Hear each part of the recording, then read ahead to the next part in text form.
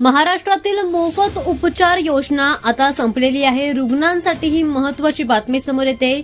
महाराष्ट्र शासनाने शासकीय रुग्णालयांमध्ये पूर्वी मोफत असलेले उपचार आता पुन्हा शुल्क आकारण्याचा निर्णय घेतलाय, ज्यामुळे अनेक रुग्णांसाठी आरोग्य सेवा खर्चाचे प्रश्न आता उभे राहिलेत। राज्यातील प्राथमिक आरोग्य केंद्र, जिल्हा रुग्णालये, ग्रामीण रुग्णालये आणि महिला रुग्णालयांसाठी शासनाने नवीन दर निश्चित केलेत। दरम्यान यामध्ये वेगवेगळे दर आकारले गेलेत।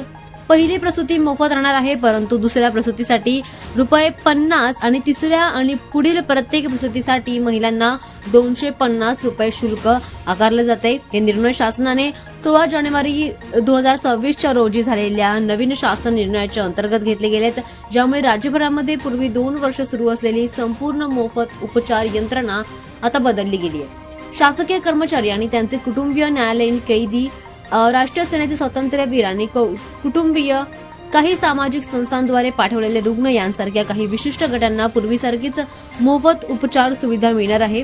मात्र हा निर्णय जो आहे तो गरीब आणि दुर्बल घटकांसाठी एक आर्थिक भार वाढवू शकतो, त्यामुळे त्यांना कुठेतरी आर्थिक अडचणींचा सामना करावा लागत असल्याचं देखील पाहायला मिळेल।